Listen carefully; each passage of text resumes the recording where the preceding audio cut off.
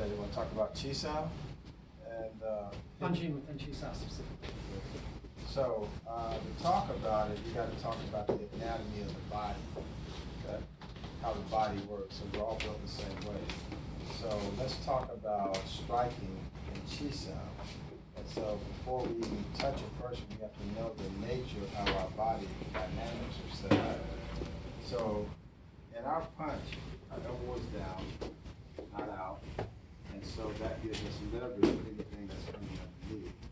In fact, what we'll do is Ruben, why don't you come up? And who else has got some, just got to get Chi Sao. Anybody? No.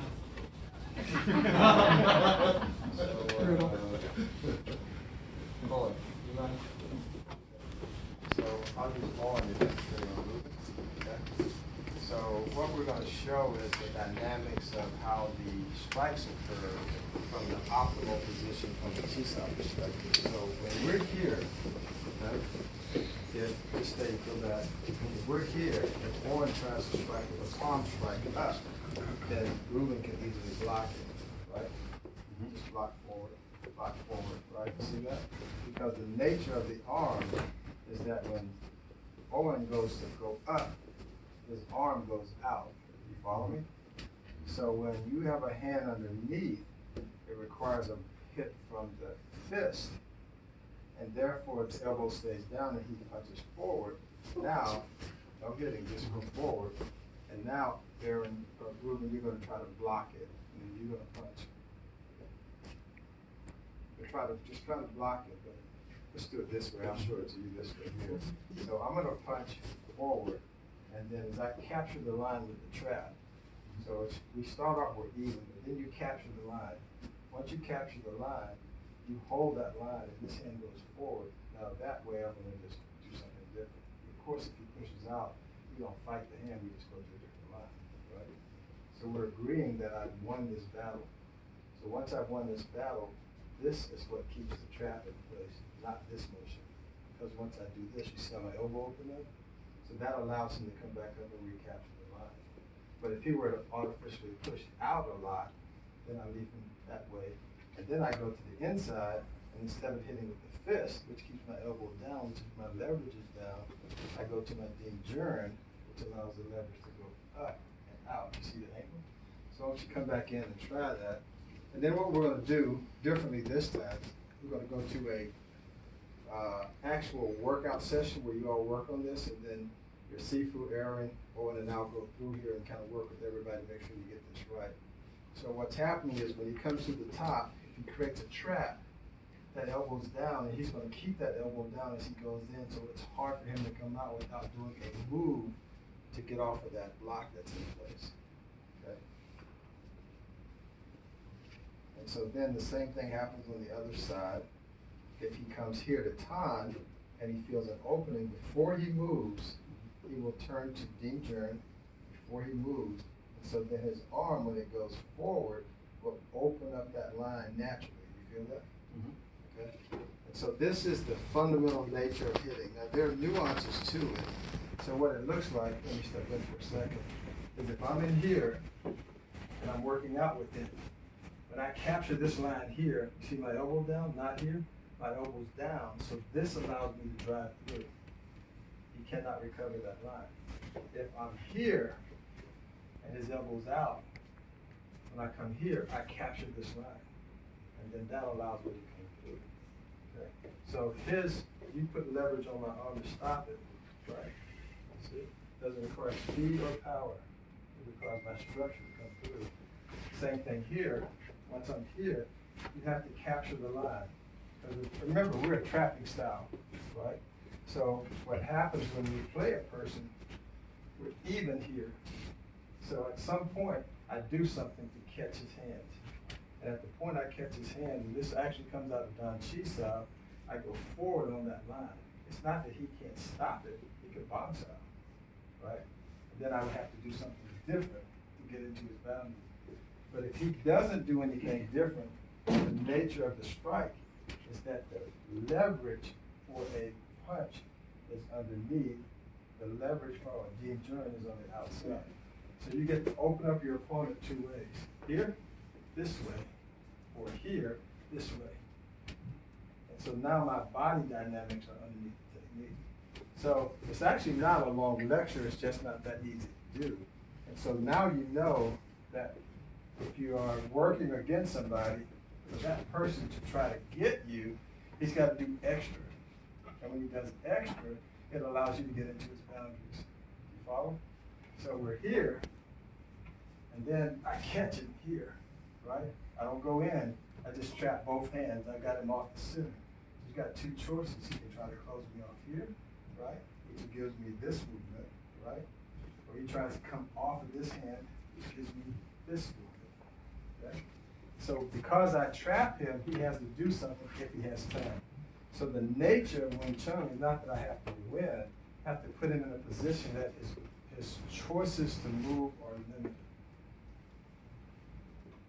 Okay, so that's what you work on. So Chi Sao, last year, for those of you that were here, we talked about the basic aspects of Chi Sao, right? So if you think about a fight, we start when we're out of range, and then we get into, we'll just call it kicking range. And then for purposes of hands, we get into hand blocking range, which is where your Chi Sao range is. If you think about your normal Chi Sao, if his hands drop, if he doesn't lean in, you can't hit me, right? Okay? So when we play here, when we get ready to hit, we create a trap out here, we step in, and because of that trap, we create another trap, and then we hit. So that's the nature. Personally, you'll never see me deviate from that. You see me trap, and at that moment I take a step in, and then I hit. So here, you see me trap, make a step, and then I step in. I do the same thing over and over and over again. I do not deviate from that. And then I combine these concepts that we just talked about. So I'm here, I trap, this hand is free, so I'll step in. But if he were to try to close it off with that hand, it would turn into this. Because I know that's the hand that will stop it. It would not be this, because if he puts leverage on it, you follow me? This hand is not designed to block on the outside. This is designed to block underneath based on anatomy. So this hand would come in like this, but if he closed it off, it would turn into this. Okay? So for me, in my Chi Sao, what I do is it's always here, it's always a fist and a half away, it's always wrist to wrist, it's always on the center line, it's not here, center line, and then I create a trap. I show you one movement for creating a trap. You have to be here, and then you have to create this step and create a trap. Here, here. Okay? I don't go in and hit on my very first move. I create a safe space for me. So from here, I go to here. Okay? So I'm going to do something like this on every one of my moves before I go in. For those of you that worked out with me, now you can almost remember that's what you felt when you thought that I was going to go in. So he might try to close me off with his hands, but I'm not even in, so it's not even a concern of mine. Okay? So because I trapped him, he then feels the need to do something. And when he does that, he gives me my movement to go into his boundaries. And then he does his thing, and so now I'm in his boundary. Okay? So this is the nature of how I Chi Sao. So we're here, I create the trap, right? And then from this trap, if he doesn't move, if he does move, I'll hit him. But if he didn't move, I would have hit him anyway. Because he has to respond because I created this line, which was what I was about to show you before he moved. I have created this line, but if he moves, he can't do anything without me knowing it. And the reason that is because my mind is not in my hitting hand. My mind always stays in my hand that's blocking. You can't move without telling me something here. So when I'm here, if I hit him, because this doesn't move, so I hit. So the reason you saw me block that last time, once he got ready to hit me, he moved that hand. So when he moved that hand, he told me that he was going to hit me. And when he told me that, I have to respect that. You follow? So for me, Chi Sao, blocking distance. okay? And then we create a trap, we come in, we hit, we step in on the trap, and then we hit. Now when you see it, it's all one motion. I'm showing you how it feels in my body, okay? And then once we're in here, right, we don't have to step out. Last year I showed you, he comes around, he punches at me somehow. I'll step out, come back in. That's one way, right? Once I get in, I'm here, right? He closes me off, I can come right back here. I don't have to step out. I just did that last year as an introductory move. What you want to have, there's a saying, Wing Chun guy doesn't step back. We should say Wing Chun guy doesn't step back until he can control the line. Once you can control the line, you don't ever have to step back. So my Chi Sao at the end is here, right? So I'm here, I can control it, and I'm just listening. You notice this hand is always listening. It's always listening, whatever he's doing. So when he does a move, whatever it is, he tells me he's going to do that move. I listen to that move again. And I'm not hitting him, I'm listening to that move. That hit is irrelevant. So he goes and does something else. I'm blocking him the whole time. Follow me? I'm just touching him. This touch can be anywhere because the hit is irrelevant. I am listening to his body dynamics. Okay? That's what that translates into. If he punches at me, it's here, right? But my mind is not here. My mind is here. Follow me? It stays here. So when I'm here, he doesn't move. I'm staying here. He moves here, here, here.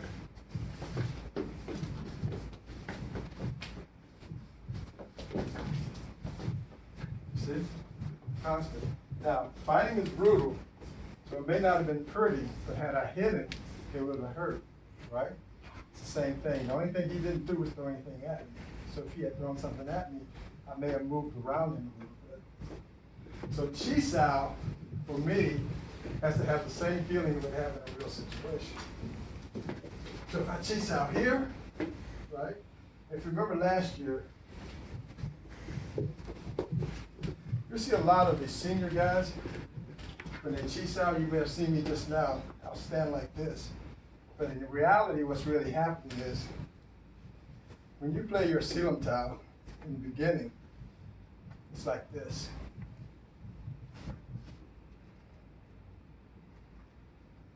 And they stand like this. See my chest up? Play a lot of Silam Tao. This is what happens. Watch this. Your center drops. You see it? Okay? So now my center went from up here, and it went down to here. You see it? One more time. When you first start playing Silam Tao, you're standing like this. Then eventually, over time, when you play enough Silam Tao, your leg strength that you use kind of goes away. Some of you may do this in the beginning, but eventually your body, center of gravity goes from here and it goes down to here. Okay? Very important because the center of the body is what controls your movement. So then, the senior guys, they will look like they're standing like this, okay? But in reality, what's happening is they're standing this way, but watch, their center has dropped, okay? They look like they're standing like this, but they're not. Their center has dropped. So what's happening is when he plays the person, they're not standing up with the person, they're center. You see, I'm sitting on my stance, they're sitting on their stance. So all their techniques come out of the core that they use with the person. So as I trapping, my core is trapping. You see it. And my center is low. I'm not raised up. But for the untrained eye, it looks like I'm raised up. But I'm actually here. So my core is going into the opponent. Okay? So, Chi Sao. We create the trap out of hitting distance. Once we create the trap, we ride the trap in and hit. And the way we hit is based on the dynamics of how the contact occurs. If it's on the inside and we have contact, we go to Ding Jern because it opens the person up to the natural dynamics of the hand. If we're on the outside and we're going to punch, We keep the elbow down so that we can control, or he's got to run, or he's got to use strip. Because we don't have to win, we have to make them respond. So that's my method of how I play Wing Chun and Chi Sao, and I translate that into my everyday application outside of Chi Sao. So, that's a short version. Any questions? Yeah. How do you deal with people with heavy hands or when you're heavy handed? Heavy hands? Yeah. Is that trapping I'm trying to do? The question is, what do you do with heavy hands? Pedro, go out there. Okay, I'm heavy handed. You're the heavy-handed. So, come on. You want to show me? Well, not heavy handed when you're pushing down on the Chi Sao. So like doing that sort of. Yeah.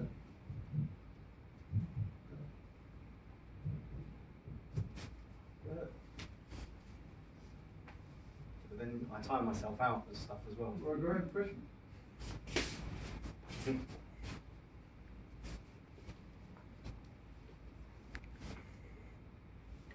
Good.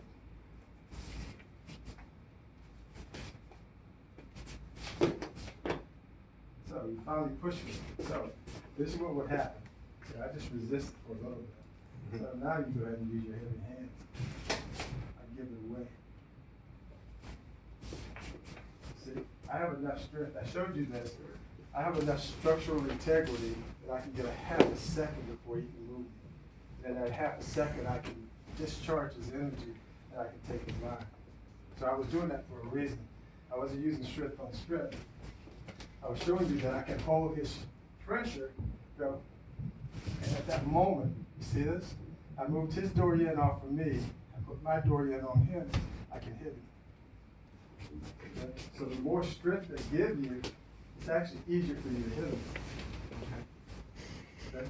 But the hardest thing to do is when you move, your Dorien has to stay on your opponent. So when I moved him like this. I didn't move him like this and this. That's two movements. Wing Chun is efficient. So when he comes in with his hand to come in on me, I move him like that. You see? My Dorien stayed on him the whole time. So here, he comes in heavy-handed. However he wants to come in, still on the other side, so you can see. So when he comes in, I give him that line. He's got that line, but he just lost the battle, right? You see? I'm not fighting him, I'm listening to him. It's the same thing that I showed you before when we were playing. I listen to what he wants to do. So the stronger the person is, the more you just give him that line that he wants to fight on. Right? Right? The only thing I do now is, normally I touch. When the person gives you that much energy, you could actually come in and touch a little stronger than you wanted to, so that's why I'm not putting your hand in like I normally do. So heavy hands require good structure. So let's do this. Now I'm going to show you this without good structure. Here, right? So now I'm going to play like this, so come in with heavy hands down. You see? You see what happens? All of a sudden it's not the same fight anymore. Right? You felt it? Yeah. Right. So that little shift you saw, I was like this playing. My alignment was off, and now all of a sudden he can bridge into me. Also, my center of gravity came up. So, you have to have good alignment, and even though it looks like I'm standing tall, I'm not. My balance point is here, right? So then when he comes in on me, right, I can control him, right? Okay? Yeah. Okay. So that one little difference. So these are subtleties that you have to incorporate. So heavy hands actually are an opportunity for you to take advantage of the person. Okay? We use relaxation. We don't use power and strength. So if you're out of my range, right? So then you don't want to hit me, right? Yeah. So you punch at me, right? So I'm here. So if you don't want to hit me, I might do this just to make you throw that punch. I'm out of range, I can see that. So then you throw the punch, right? So now, right? I just want some contact. Tell me what you're gonna do.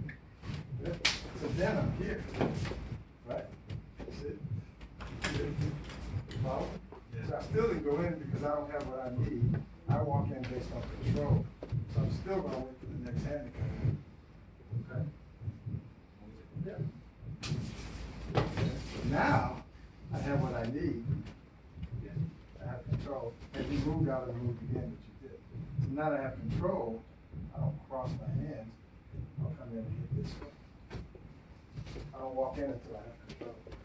You're waiting at every. No exception. I never walk in without control. Okay. So in a real situation, you punch me right, I'm here. Okay? So I already feel the tension in your body for the next punch. Right? Do you want me to? If you want to. Right? Okay.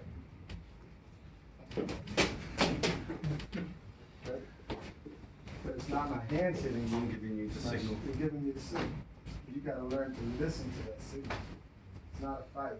It's about flowing with your opponent.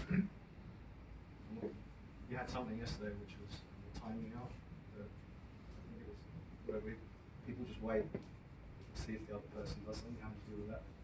Wait, what do you mean, wait? So people sometimes just pause and wait and see if the guy's gonna. Well, that's not Quick Chi Sao. draw. I think you said quick draw. Are you talking about that? Huh? Right. Yeah. Yeah, I call this quick draw Chi Sao. Chi Sao, Stop, and then- and Chi Sao here, and then they stop. And then they freeze and they see who's gonna be the fastest. I'm not a student of this because that's not what's ever gonna happen in a real situation. Right? And the last time you see anybody like, then they're gonna throw a technique. Hands are flying. So you gotta learn how to protect yourself when the hands are flying. So just punch, punch, punch, punch, punch. See? Gotta be that way. You gotta go into that boundary when the punches are flying. I mean, very simply, that's not Chi Sao. Chi Sao has to have a roll. If there's pausing, then you're breaking up the rhythm. And the seeing chooses the. Get in the camera, man. Come out here. So, the seeing controls the rhythm, right? So if someone's pausing or going faster or slower, maybe they're like a true seeing who's just trying to mess with you to like, get a response. That's perfectly acceptable. But if they're just kind of pausing, then there should be no, once they kind of break that rule of what Chi Sao is, then the rest of the rules kind of go out the way. So if we like come to here and then you pause, like, well, I can just step away. Well, we're not doing anything at that point. But realistically, as soon as something like that happens, my hands should just go forward, kind of like if something pulls away. But it shouldn't become this like, who's faster? That's not the nature of Chi Sao. That's not true Chi Sao. That becomes like Chi Sao. There's other words for it, other names of it, where you kind of let the rules go. But there should be a conversation of what Chi Sao is, because Chi Sao is supposed to be training, not trying to show who can hit who. So if somebody's doing that, they don't understand the nature of it. It just becomes about ego, and then you're just wasting time. So for me, I mean, you saw how poorly Miguel student reacted to me. But when people do weird stuff, like here, you go and pause, and it's like you kind of get that, and you try to hold me for a second because they always get tense when they do it, right? So here, redirect what the idea is. Wake them up. Yeah, why did you kick me? Well, why did you stop? You see what I mean? Like something like that for me, or even like if it gets really weird, like we're here, and like you pause, I usually just kind of throw them away without having to verbally be weird or verbally say like, what are you doing? I kind of will just like throw them away a little bit and wait for them. But yeah, if you see something like that, that's just not Chi Sao. Right. Totally agree. Totally agree. And the other thing is, as your sensitivity goes up, you'll feel when you're about to get to that pause. You actually should do a technique before the pause occurs. Because, as Sifu Aaron pointed out, what happens is you feel it, and the person gets ready to stop, they create this extra tension in their body. But the moment they hit them, it's just before that tension occurs. So it's still a signal. It's still a signal. Everything's a signal. Okay? It's a conversation. For me, in my Chi Sao, in my fighting, I have a reference point. And something has to happen to this reference point, and then that tells me something to do. My hands are not all moving around. So when they move and you touch them, they create either less or more tension. And that's a signal. And your job is to figure out what to do with that. Yeah. Okay. Thank you. Thank you. Anybody else, any more questions? Right. Appreciate it, guys. Thanks. Thank you.